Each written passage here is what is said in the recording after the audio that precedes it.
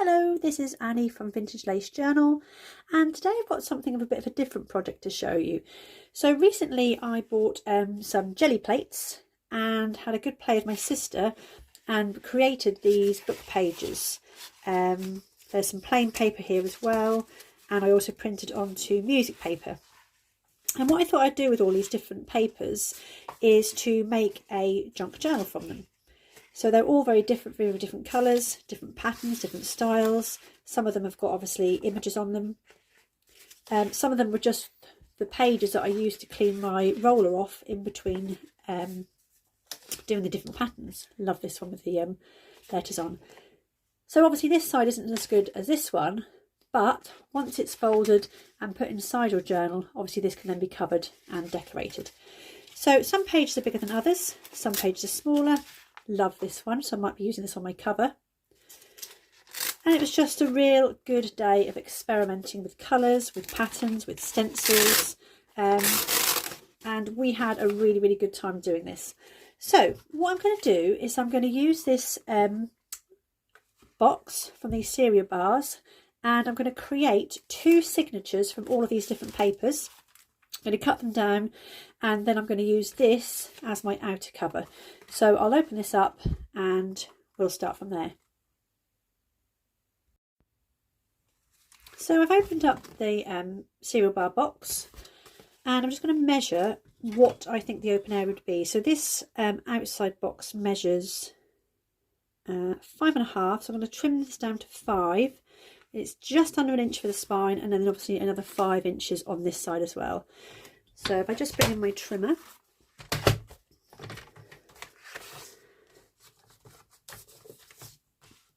so I want this to be 5 inches from the spine. So where this bit folds up here, I'm going to line that up with there. And I'm just going to mark on there with pencil where the 5 inches would be, and then do the same on the other side. So again, lining this side up and then just marking where the 5 inch mark would be. So now I've got these marks, I can then cut cardboard .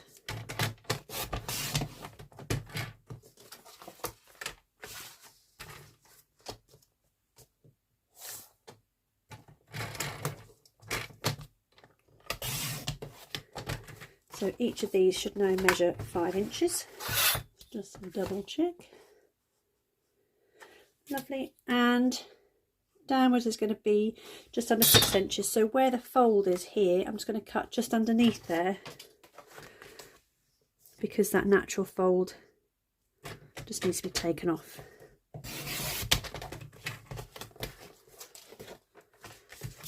And the same on the other side.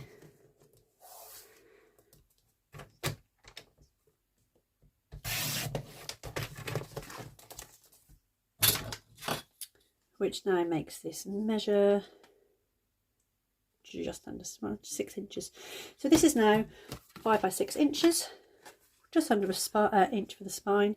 So now my next job is to then get all my different papers that I used on my jelly plates to size them to fit into here. So I've sorted my printed papers into 3 different piles. So these were the book pages. They all have one edge that's obviously torn out from the book, and they have a straight edge. And actually when these are folded in half, they do fit exactly into there. So I don't need to do anything with these. But what I will do is I will now take these book pages and I will put these onto these are the plain paper. They were just printed on copier paper. So I'm going to take the book pages and just measure up the parts of these papers that I want, and obviously instead of cutting with a trimmer, I'm going to just tear them with a ruler, because I think this will give just a more of a torn edge look. Again, on these ones there's certain parts that I like more than I do others, so when I put my piece of paper on, I'll make sure that I get the pattern that I like and trim off the patterns that I'm not as keen on. And again, those scraps can then be used for things like pockets and tags, or put together on a masterboard to create other things with. So I'm going to do this step off camera because you don't need to see me tear lots of pieces of paper, and I'll come back when I've got all the pieces of paper the same size. So here they all are. Now, halfway through my tearing process, I realised that they didn't have to all be the same size. The biggest they could be is obviously the size of the book page, but I did trim some down just because of where the patterns are. But when they go together and I fold them and bind them, actually different sizes would look quite nice with contrasting colours. So some of them are different sizes, but it's purposefully that way because I could get lots more of the pattern trimming them certain ways. So now what I'm going to do is I'm going to put them into piles to make sure I have a variety of colours and a variety of different papers. So like I said, some are on obviously book pages, some are on music paper, and some are on just plain copy paper. So they do actually look different. So I'm just going to fast forward this bit while I decide which two signatures I'm going to have with which colours.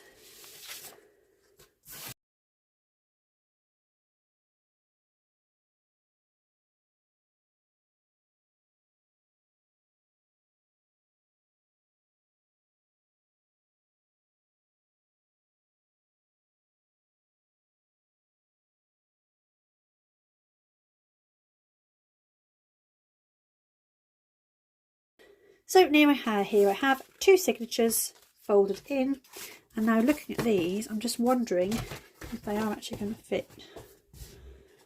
No, that should be fine. Okay, so the next thing I'm going to do is I'm going to bound my signatures. Now, once these have actually come together, they are quite thick. So I need to make sure, obviously, when I bind them, I'm going to do a 3-hole pamphlet stitch through the middle, up through the top, bottom, and then tie in the middle.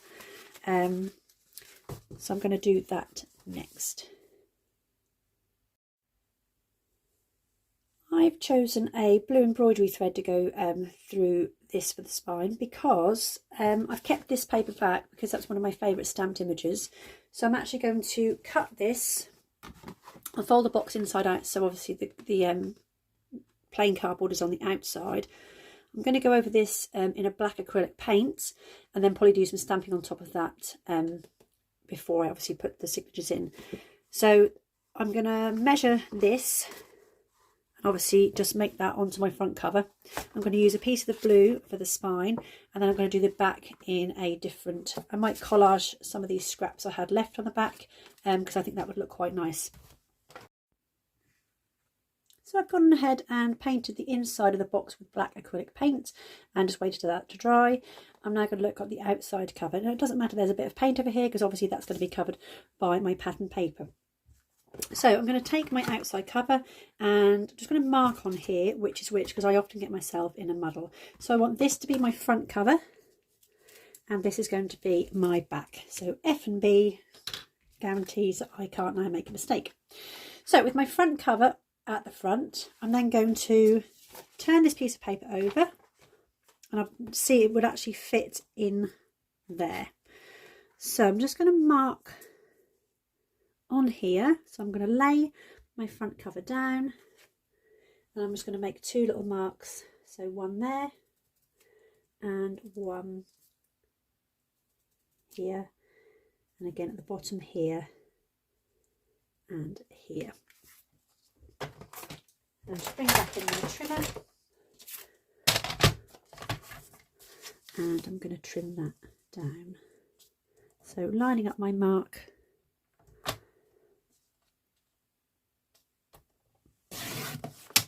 there and then my other mark, which is just there.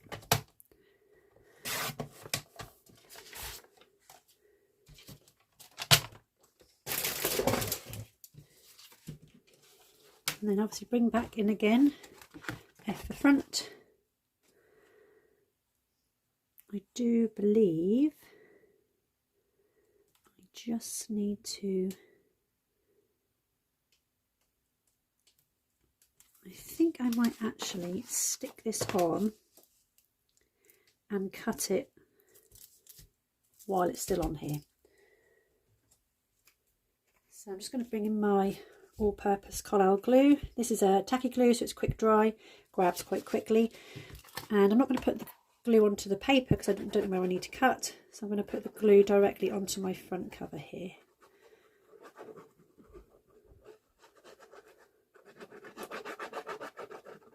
Making sure that obviously there's lots of glue on the edges because I don't want any peel up once this is stuck on.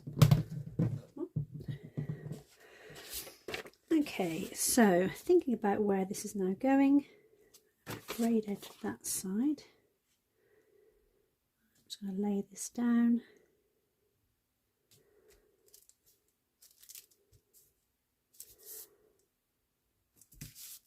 And get that to stick on there, making sure that I don't go over the spine. And because this is quick drying glue, this will grab fairly quickly.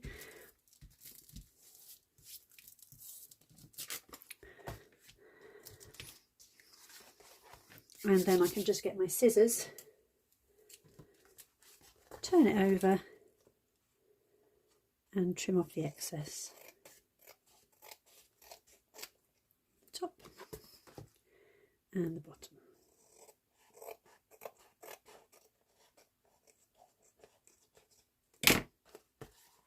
There I have my front cover. I'm then going to do the spine. So like I said, I was going to use a piece of this paper for the spine. I'm just going to measure this and probably cut this down with a trimmer. So it is, I'm going to measure that at 2 centimetres by just over 15 long. So 2 centimetres wide. I'm just going to trim a little bit of that off first, just so I get a nice neat edge.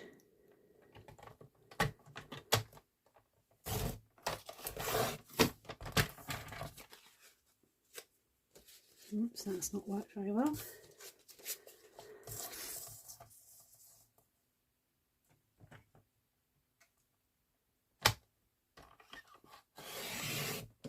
There we go. By just over, I think it was 15. I'm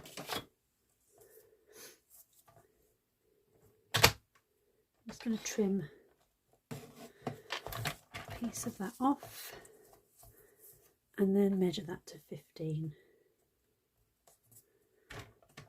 Slightly over.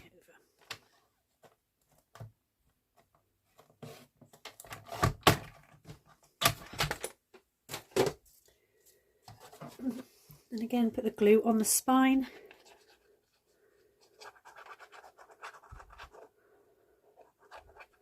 Right on the edges.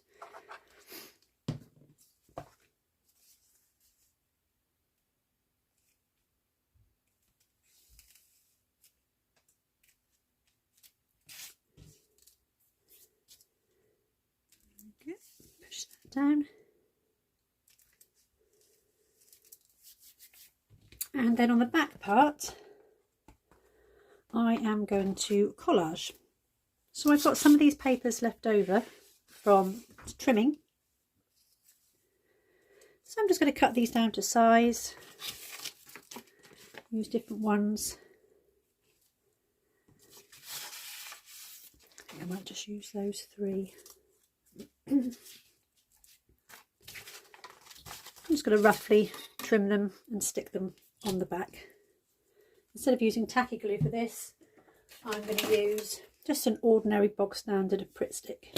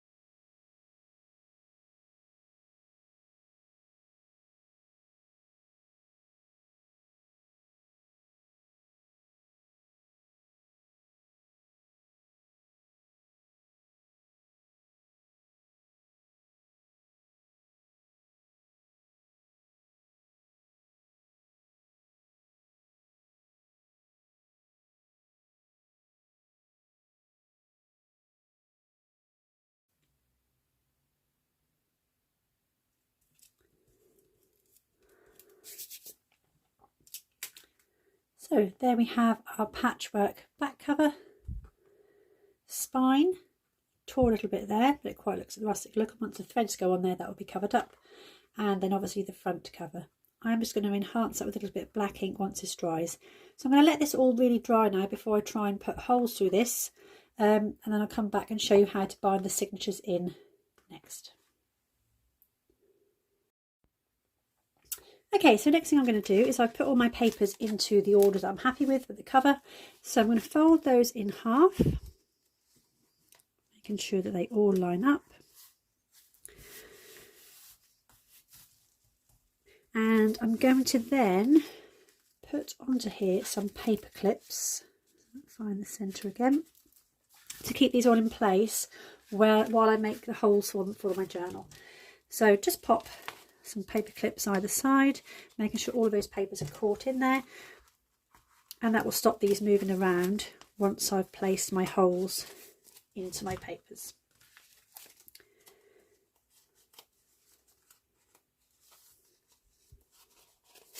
There we go. So 2 on one side, 2 on the other side, and hopefully now these papers won't move around.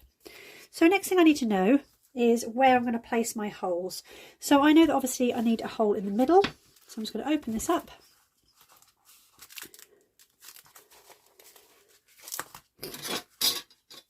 And I'm going to measure from top to bottom. So this is 6 inches long, so I know that I need a hole in the middle at 3 inches. So I just make a mark there, and I want my next hole 1 inch from the top and 1 inch from the bottom. Okay, so then I've made my holes, my marks for my holes. Okay, now again, I'm going to get a nice burnish on this so I know that my holes are going to go through the centre part. So I bring in my pokey tool, it's obviously got a nice sharp point on it. I'm then going to open up again, and I keep this kind of like up in an L shape. I find it's the easiest way to make my holes, making sure all my papers haven't moved. And then where the bend is in your paper, you go in where you put your mark and then push through all of those papers, keeping your fingers clear on the other side, as we don't want any holy fingers, and really push that through to make your first hole. Okay, so there we can see nice big hole there. I'm then going to do the same on the 1 inch mark from the bottom again, so where the mark is, pushing it all the way through. Nice hole, and then finally the same again at the top. Okay, so I have my 3 holes, and I've done exactly the same on my other signature. So I found the centre, marked my 3 holes, and I put those marks and those holes in there as well. So the next thing to do is to mark on here where these are going. Now, again, most of my papers are exactly matching the size of my cover. So I just need to get my ruler and mark on here 3 inches, so one signature is going to go roughly into here, and I am eyeballing this. I'm going to make a little mark, 1 inch from the top and 1 inch from the bottom.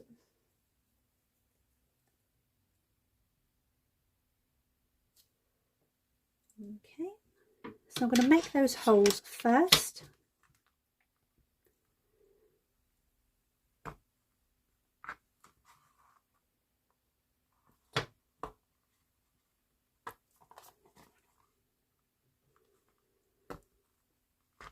Okay, and then I can use these holes to mark in where my second signature will go. So again, eyeballing it. If you want to measure out, you're more precise, that's fine. I'm a bit impatient. Pushing the holes through again.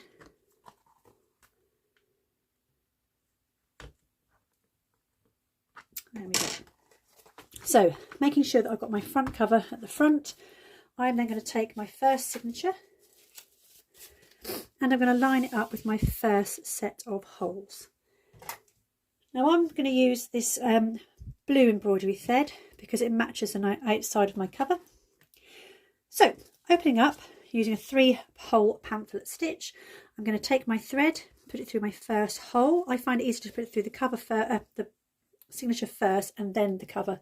Now I'm leaving this little tail in here to make sure that I don't lose a thread. And then this is obviously going to go through my first top hole. So this is my first signature. So pulling that in and pulling that tight to there.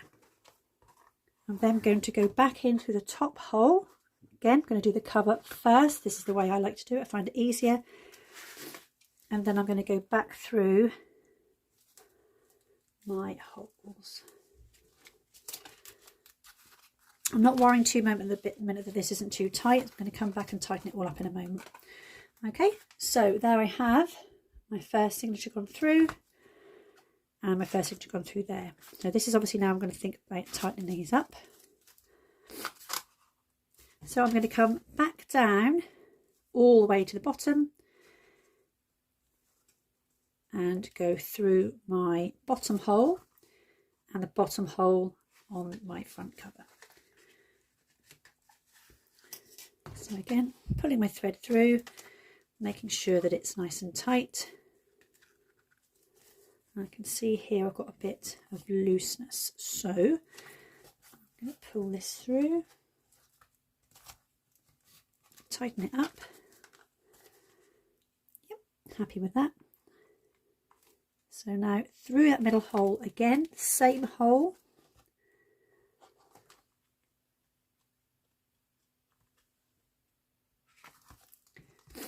And then back through the middle hole of my signatures.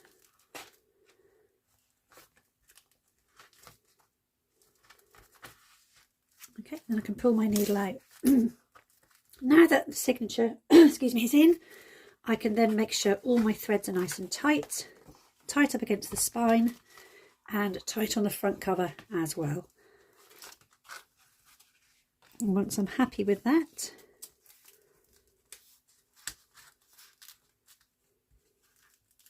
I'm then going to put my thread in the middle and I'm going to tie this off. And I'm going to tie it off once,